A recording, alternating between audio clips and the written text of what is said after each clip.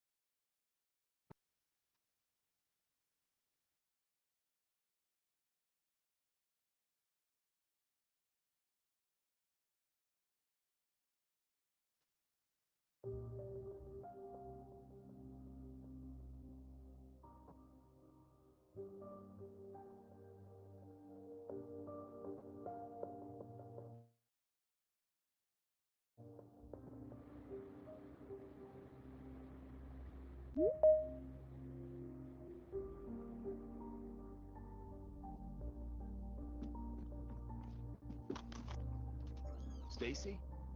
Stacy, you here?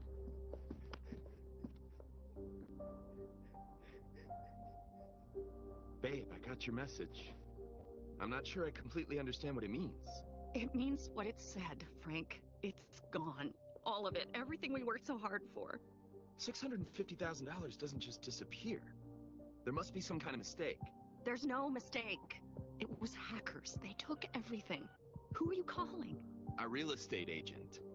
Don't bother. He stopped returning my calls. And the escrow companies told me the same thing 15 times. Wait for law enforcement. Michelle Sanders, Cybercrimes Task Force. The escrow company brought me up to speed, but I need to get as much information from you as possible. Absolutely. Anything we can do. For starters, can you tell me if you got an email requesting you to change the wiring instructions from your lender to the escrow company? Yes, I got one like that a couple days ago from our real estate agent. May I see it? This is it, the smoking gun. Are you sure? I mean, look at all this information it contains. Information only we would know. And it was sent from John Waters, our agent. This is his email address right here. I know it looks like it was sent by your agent, but really, it was sent by hackers. They hijacked your agent's account. They can do that? Actually send an email from his account? It's a four-step process. I can walk you through it. In step one, the hackers use something called an email extractor, software you can buy off the internet, that enables them to collect email addresses for thousands of people working in a particular industry. In this case, the real estate industry. Agents, brokers, escrow and title officers, anybody with a real estate-related extension in their email address got targeted. Step two involves the hacker sending a phishing email to the thousands of addresses they just harvested. Phishing emails. I've heard of those. They trick people into opening them and clicking on a link or opening an attachment. And the hackers only need one agent to take the bait, and they're in.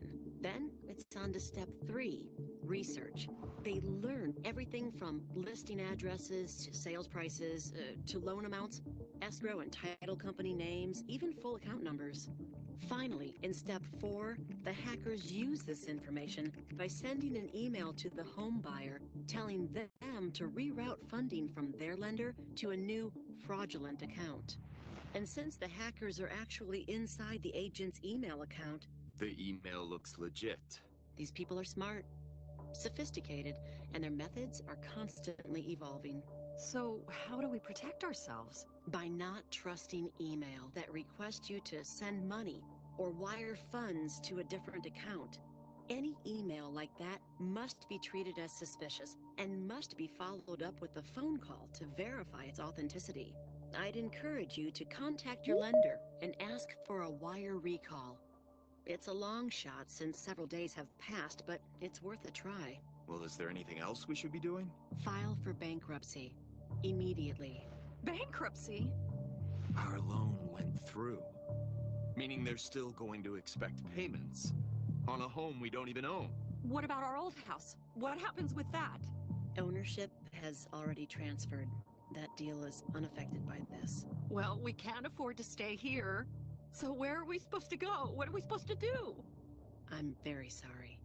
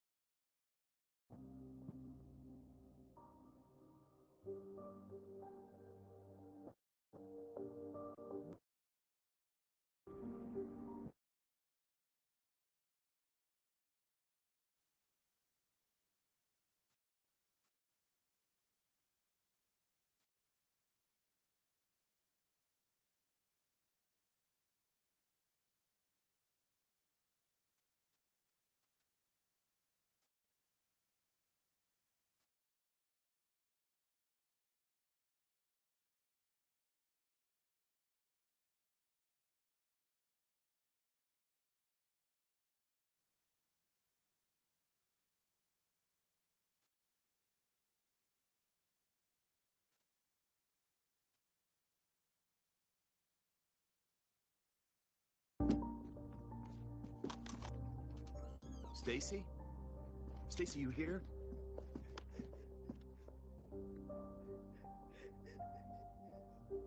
Babe, I got your message.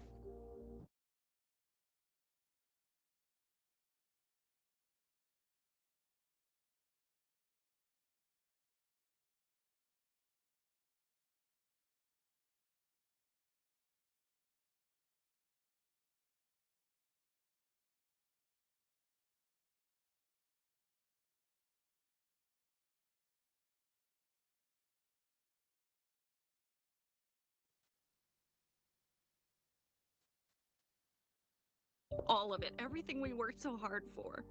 $650,000 doesn't just disappear. There must be some kind of mistake. There's no mistake. It was hackers. They took everything. Who are you calling? Our real estate agent. Don't bother. He stopped returning my calls. And the escrow companies told me the same thing 15 times. Wait for law enforcement.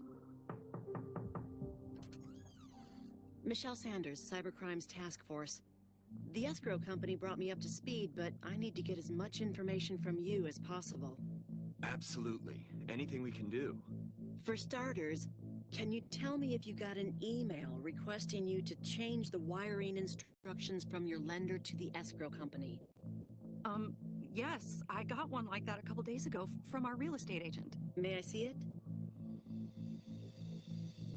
This is it. The smoking gun.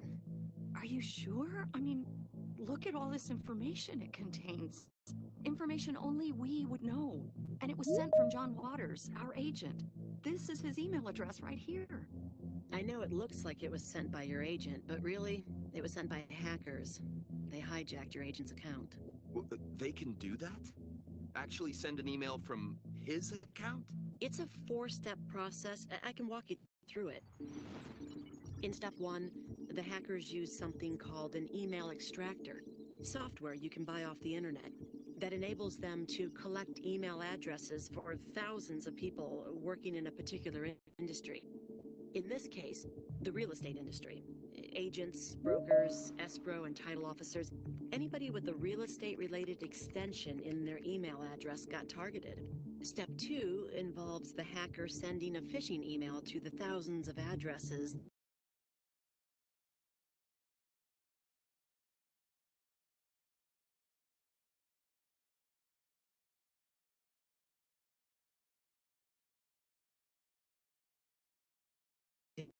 just harvested.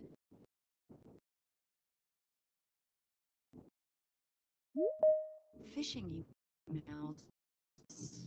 I've heard of those. They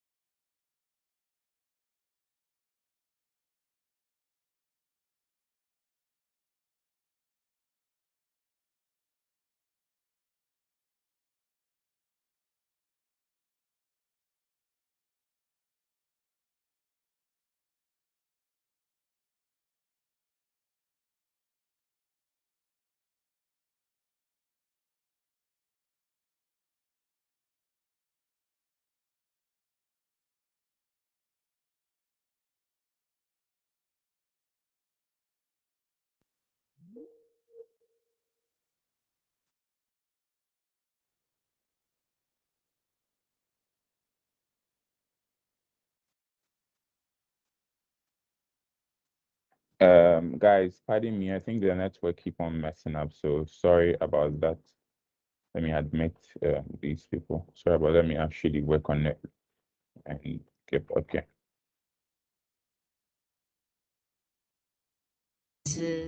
To loan amounts, escrow and title company names, even full account numbers. Finally, in step 4, the hackers use this information by sending an email to the home buyer telling them to reroute funding from their lender to a new fraudulent account. And since the hackers are actually inside the agent's email account, The email looks legit. these people are smart, sophisticated, and their methods are constantly evolving. So, how do we protect ourselves? By not trusting email that requests you to send money or wire funds to a different account. Any email like that must be treated as suspicious and must be followed up with a phone call to verify its authenticity. I'd encourage you to contact your lender and ask for a wire recall. It's a long shot since several days have passed, but it's worth a try. Well, is there anything else we should be doing? File for bankruptcy immediately. Bankruptcy? Our loan went through. Meaning they're still going to expect payments on a home we don't even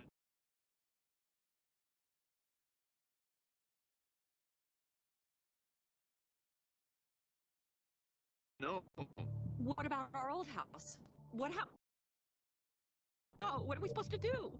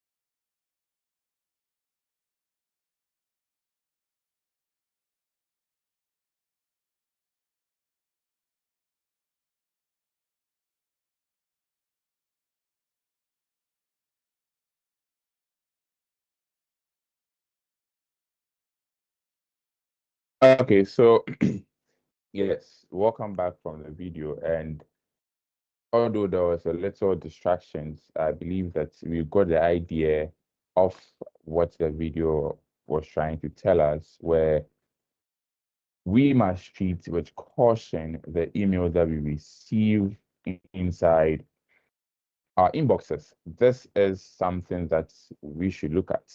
So the video that we just watched right now, we just have one simple question that they are asking us to answer. So let me bring back my screen up and let's look at that. And we'll use this for the discussion. Okay, so whether at home or at work, when making a wire transfer of any amount, do the following. So regardless of wherever you are, every time you'll be sending in money, you'll be transferring money to somebody, you should be looking at all these things. Right. So let's look at the options. We will take how many that is correct. So the first option says that if you know that the email address that the wire information is coming from is legitimate, it is okay to send the wire. The second option says never rely on one source of communication to verify a wire transfer. The third option says that any last minute changes to wiring instructions should be assumed as fraud until they are proven not to be through extensively authenticating the person receiving the wire and ensuring it is legitimate. Let me take that again. Any last minute changes to wiring instructions should be assumed as fraud until they are not proven not to be through extensively authenticating the person receiving the wire and ensuring it is legitimate. The last option says that create and follow callback and verification procedure. Find a unique way to verify the authenticity of the person you are sending the wire to.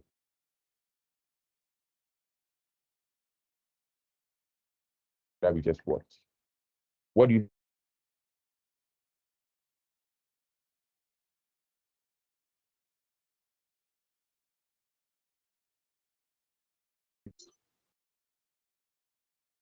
Hello.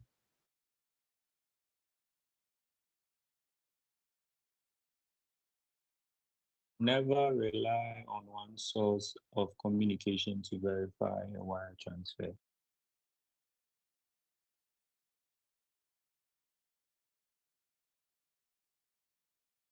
Hello, can I respond? Yes. Hello. What did you Yes, come I again, think please? I would choose option 2, 3, and 4. Option 2, 3, and 4. So option 2, 3, and 4. Do we agree or Yes. do we have any?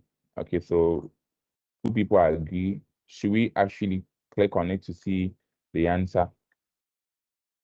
Yes. Okay, so let's see. Okay, that is perfect. So option 2, 3, and 4. Thank you guys for your submission.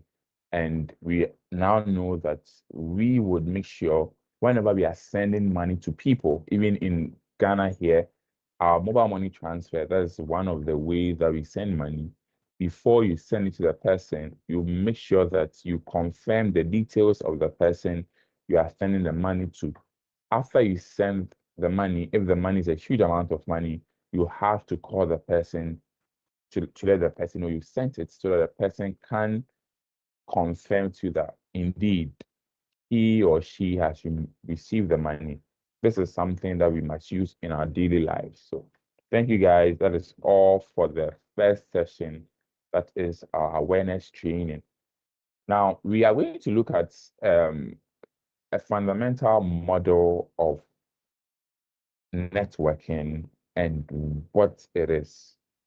Why should we talk about this model? Or why should we even know about this model? This is actually what we'll be looking at, the OSI model. We'll be talking about the OSI model. We will be looking at what they are, why is it important, and then we'll be looking at the layers of the OSI model. So just pay attention to it. If you have any questions whilst I'm going through that, then you let me know. Okay. And when we are done to their questions, then also you can ask the question. You can even write a few things down or type it on your phone. When I'm done, you can actually ask me questions about this. So let's move on to what we have. Okay. So we are looking at the OSI model. Just like I said, the OSI model is a fundamental principle that underpins networking and whatever we do online. Now, sometimes we do, and I believe that we are in a modern times where a lot of things are digital. And have you actually asked yourself that how are you able to send a message to your friend somewhere in a different country and the person will just receive it in seconds? Even this particular thing that we are doing here, how are we doing it? Because people are from different places. Some are in different countries, some are in different, even in the same country, some are in different regions.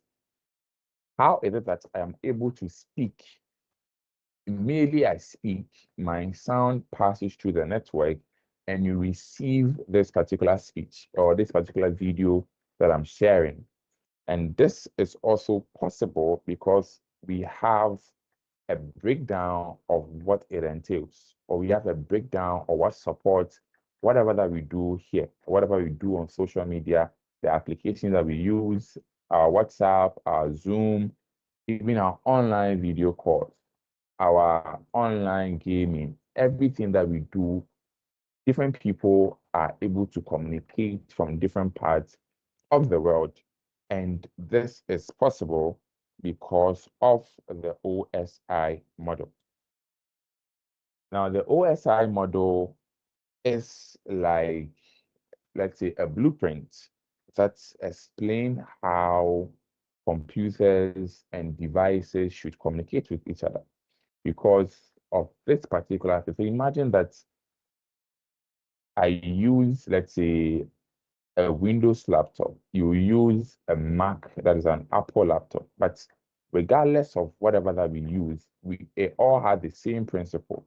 If you open WhatsApp on, let's say, your MacBook, what you do in your MacBook, the message you sent in your MacBook is the same principle that I would also do over here in my Windows. And if I send a message, that moment it goes. If you send a message from your Mac OS, that moment it goes. Every particular device that we have, regardless, as long as we are on the internet, as long as we are using a network, we are able to do what is supposed to be done because of this particular principle.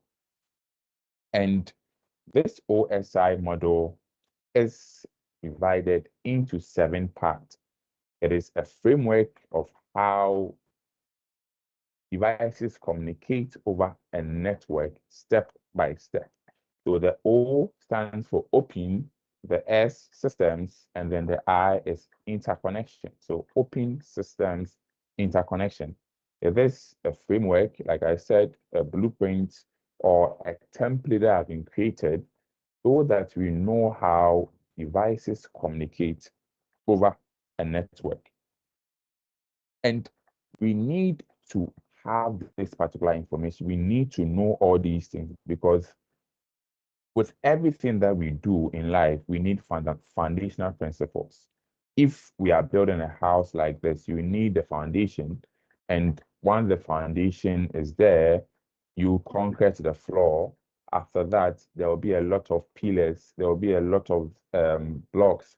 You arrange all the blocks up. After that, the ceiling, the roofing. You see, it is a step by step. You can't just say you are building a house and you are thinking about the ceiling first or you're thinking about the roofing first. No, you have to build the house from ground up before you get to a part and then you think about the ceiling.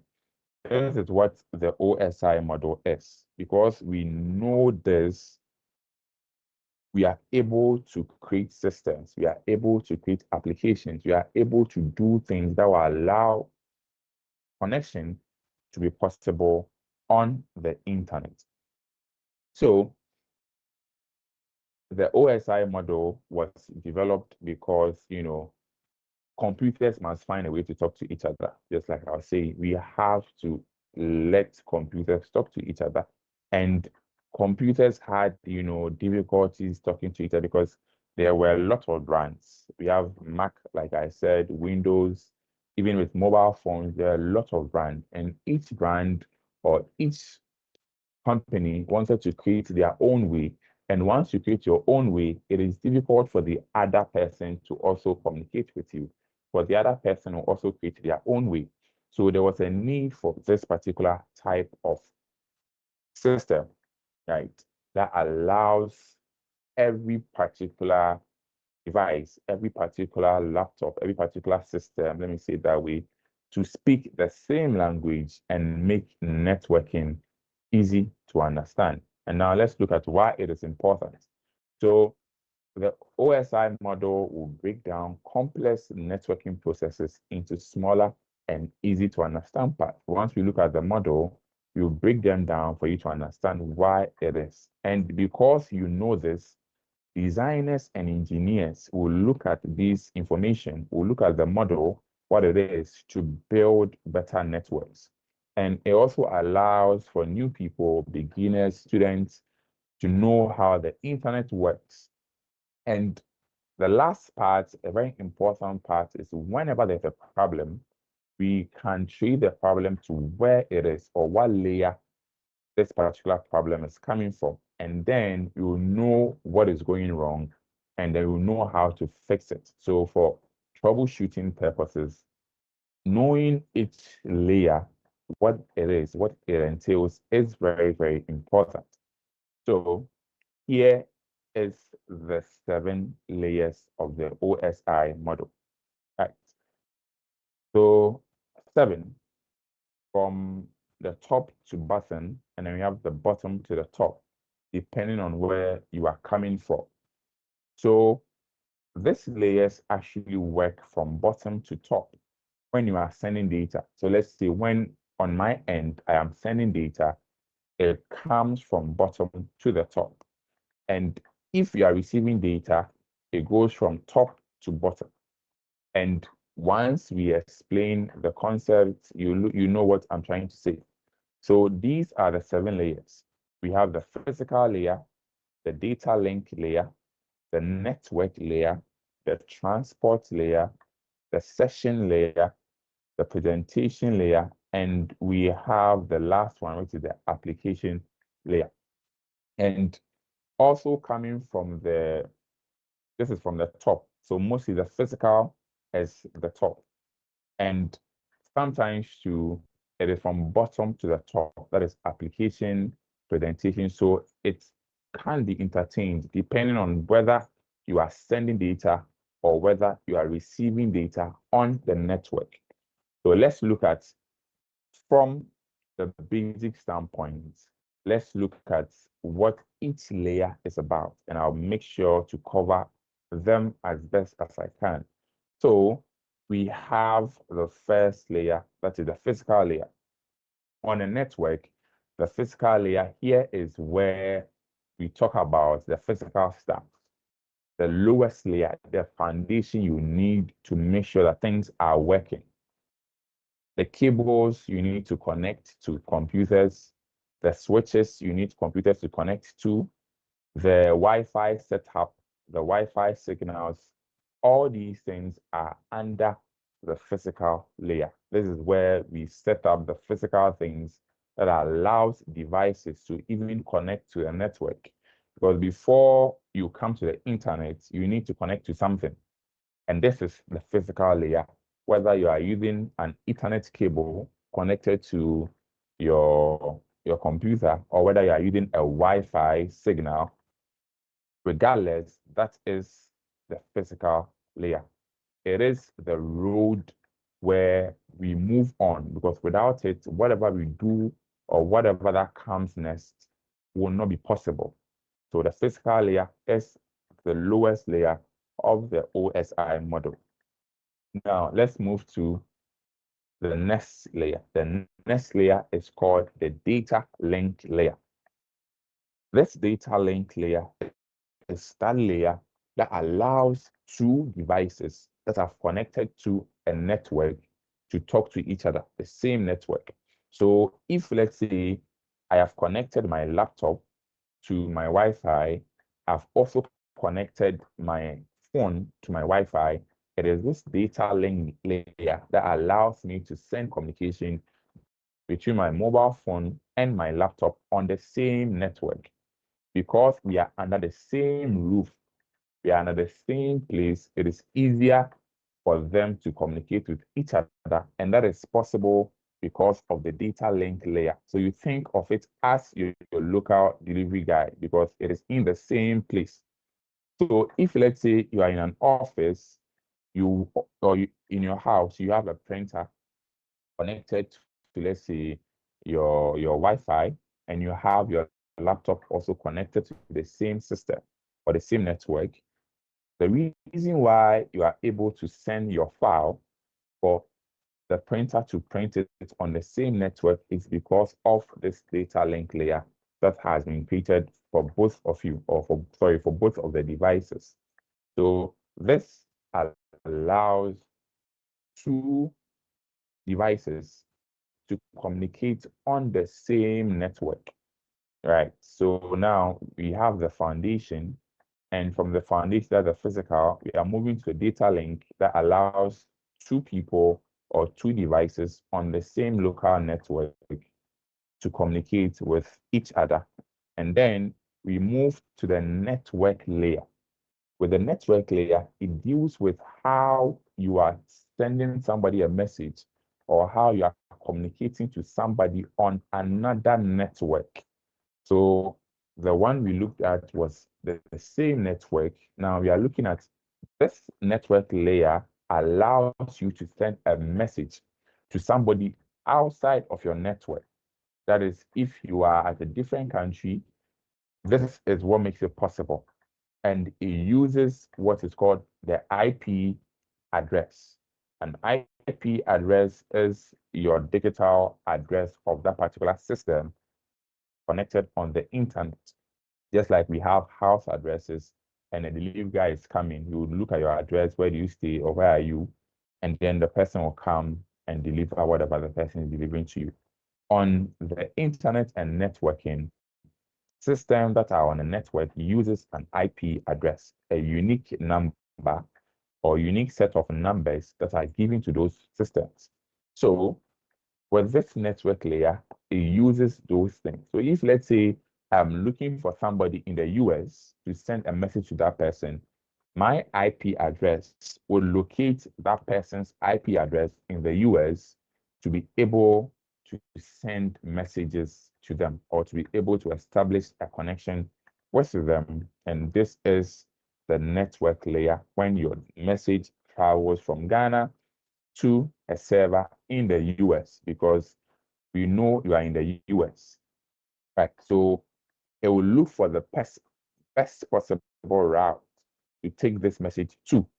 And once it is in the US, it will look for you for the message to come to you. So it's just like you are sending a parcel to somebody. The parcel will first go to a collection point where it will be sorted. Once it is sorted, those going to, let's say, US, those going to UK will be packed in a different place or in a different bag. And then once it gets to the country, you will have to open it again and look for where exactly this particular parcel is going to. And this is what the network layer does in terms of networking, the GPS as it is termed here. And then we have the transport layer. From the network, we look at the data that is being delivered. What makes sure that this data is delivered? This is the transport layer. The transport layer is, let's say, the person who will be delivering the parcel to my friend or the one I'm looking for in the US. This is the transport layer. The transport layer is what allows us to send something over the internet. If, let's say, we are downloading something from the internet, it is the transport layer. If we are sending something to the internet, it is the transport layer. This transport layer will break them down, will break whatever that you are sending into small parts or segments. And once it reaches that place, it will bring them all together. So if, let's say, you are watching or you are downloading a movie, it download the movie in small bits or small parts. When you are done downloading everything, it pulls all of them together and gets you the final piece or whatever you are downloading. That is the transport layer. And it uses a TCP and a UDP to do or to send the message. TCP is called Transmission Control Protocol, and a UDP is a User Datagram Protocol. Now, the names actually, the full meaning actually isn't that important. You just know what a TCP does, what a UDP does. What a TCP will do is a TCP would be sending the information for you, but a TCP is very reliable. It's just like somebody that you can trust. Somebody you know that if you give the message to him or her, this person will get the parcel to wherever you want this parcel to go. because this person is trusted, this person is reliable, and will deliver the message, because TCP will look at all the things to make sure it is sending the parcel to the right place. I'm using parcel for an example. It will send the parcel to the right place. So it will make sure that the person or the place where it is sending a parcel to, he will establish connection. He will let the person know that, yes, I am sending this parcel to you. Let me know if it's legit, or let me know you before I send the parcel to you. That is the TCP. And then we have the UDP, where it doesn't care, or this person do not care about whether he will be sending the package to you or not. What this person or what this protocol cares about is speed, how fast he can do it. Whether it comes to the person or whether it doesn't go to the person, yes, it is speed, how best the parcel will reach whatever it's going. If it goes to a different person, it is still done that, let's say, in less than a minute. Let me put it that way. Let's say, so maybe TCP would send the package in, let's say, 5 minutes. This UDP will send the package in maybe 30 seconds, because it is about how fast it is. So in terms of where they are used, UDP is used for live video like this, because it relies on how fast the message should come. As I am speaking right now, it is UDP that I'm using to speak. If you are watching live shows, it is UDP that is speaking those signals, because it is fast. It will transfer the data very, very fast to you. That is that. If you are streaming, all those streaming platforms and so on and so forth, live shows, UDP, live gaming, UDP. But TCP is for reliable internet connection. So let's say if I'm sending a file to you on WhatsApp, it will use TCP, because we will verify before we send this particular message to you. If I'm sending you, let's say, an email, it is this particular TCP that we'll be using, because this email, we want it to arrive at the place where we want it to go. That is what TCP is. And a lot of things that happens on websites and the internet, for reliability, people use, or a lot of systems use, TCP. Okay, now let's move on to the fifth one, that is the session layer, also called, in my term, the meeting organizer. So the session layer is what allows two people to be connected at a time. That particular session that you are in. So this is what controls it. So if, let's say, two things want to have a connection, it is this that will be managing the timing they will have in that connection. So this particular session that we are doing, this layer is ensuring that all of us are inside the session. As soon as we click on end, this session will die. This session layer manages that session, making sure that we are all put in one group and we are all speaking, or we are all engaging each other. And as soon as let's say, we are done with everything, we click on end, that session dies. And this is as a result of the session layer, all the things that make this possible, and all the activities and the needs that make this possible is the session layer. And every time you open, let's say, your bank account, you have one session. Anytime you open a website, it's a session. So with modern banks and a lot of banks, if, let's say, you stay inactive for the website, on the website for a long time, the banks will log you out, because the session has expired. If you are not doing anything on the website or that particular application, they will log you out. They will stop that particular session, because you are not interacting with the system. If you want to interact with the system, log in again. And there's a reason why applications and banks use these things, right? Now, session layer, we are going to the presentation layer. The presentation layer is how the data being sent to other places is formatted in. So the parcel that you are sending to your friend, how is the parcel packaged? This is what deals with that. Maybe you add a lot of solid tape, maybe you put it in an envelope, maybe you put it in a box and you lock it with a plastic container. Well, how you present that particular data, this is what the presentation layer will do. So the file format, are you sending it as a PDF? Are you sending it as a Word document? Are you sending it as an Excel document? Even if it's an Excel document or a Word document, are you compressing it to make sure it is small so that you can send it over the network? Are you encrypting this particular data?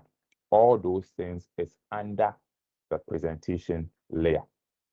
So that if the system also receive these files, they will know what to do with them. So if, let's say, the parcel is in a PDF format over the network, I'll send it to you. Your system will also receive the PDF. They will know what to do with the PDF because it is the same thing I sent and the same thing that is received.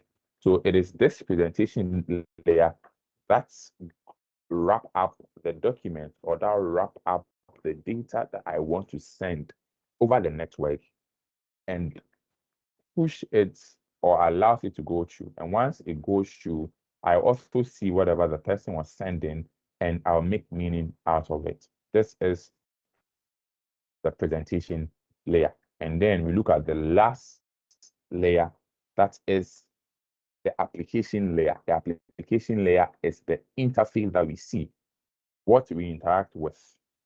That is the application layer. So Teams app, the ones we click, we mute, we allow somebody to talk. I share my screen, I click on share. The interface that allows me to be clicking things, that allows me to be sending things, to be typing a message, the interface, the application that we interact with.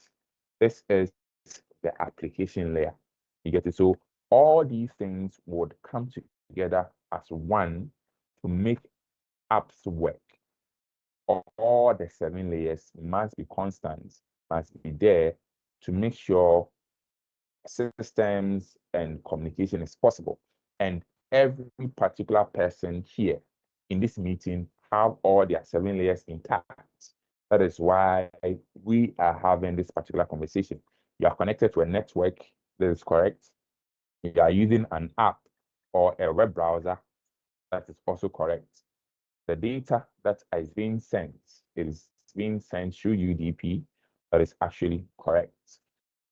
How our connection is also done, that is also through this layer. So the 7 layers will give you everything that is needed for systems to work, for applications to work, for connections and communication to be possible across the world. And all application developers, all designers, everybody must follow these principles, must follow these blueprints to ensure that their apps have all these layers to make sure communication is done.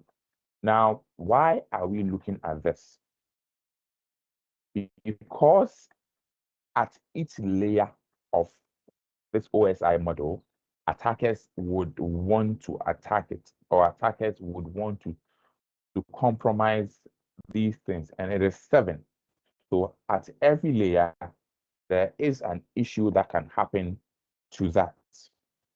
At layer 1, from physical data link to application layer, an issue can happen to that.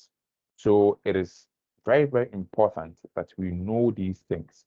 If you are a cybersecurity professional or a would-be, you are interested in learning cybersecurity, you must make sure you know all the layers, you must make sure you know what are the attacks of these layers and how to keep it secure.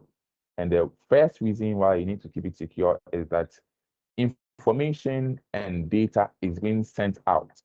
So whatever you send online, it is information. it can be personal data, it can be something that you don't want anybody to see. So once we learn how to keep all these things secure, we can prevent hackers from attacking these layers, right? Because just like we watch the video, the wire fraud, every message you send out, the message must be protected. Every document you send to your friend on WhatsApp, on Telegram, on Instagram, maybe using the emails, whatever, wherever you sent it, it must be secured to prevent hackers from attacking. And once we learn to keep the OSI layer secure, our communications becomes private, becomes safe. Then you know that you are sending the information to the right person you want the information to go to, right? So that is the third point. And the last point is to make sure systems stay online and they are working properly. That is because of this OSI layer. If all these layers are active, all these layers are doing their job, then definitely your system will be online. It is simple like that. As soon as one of them fails or one of them is not active, there's a problem with one layer. It means whatever that you are trying to do, it will be difficult for you to do that. And this is why we need to know about the layers that underpins our apps and our networking tools and our networking applications that we use over on the internet. This is the OSI model, and this is where I'll end this particular presentation. Any questions?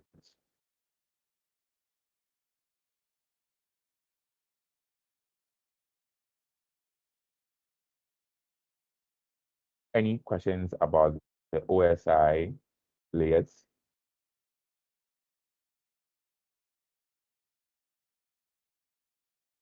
Can we end today's seminar?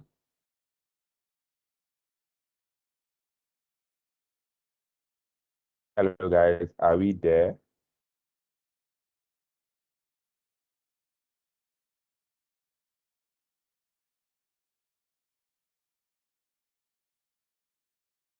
Okay. Yes, Thomas, we can hear you. Okay. So, yeah, silence means consent. And once there are no questions, once we all agree to whatever that we did here from the video to the OSI model, we would know that these things are important. As always, we must learn how to keep them secure. And you must further on go on to learn how to keep it secure. That is why you must venture into cybersecurity. And if you want to do that, we can help you venture into that and keep systems secure. Wherever you are, you can keep systems secure. So that will be all for today. If there are no questions, that will be all for today. If you want to learn more about these things, if you want to be a cybersecurity professional, you can send us a message and we will look at how best we can help you to become a cybersecurity professional where you protect all these layers to make sure systems are up and running. Okay. Thank you once again. And next week, Wednesday, you will meet here. So the same link that brought you here is the same link that you use to come here next week, Wednesday. If you have any issues, you can send us a message or you can visit us our websites and you can send us a message too on the website or all our social media platforms too. Yes. And thank you all. I'll see you guys next week, Wednesday, 4 p.m., same time. Bye-bye.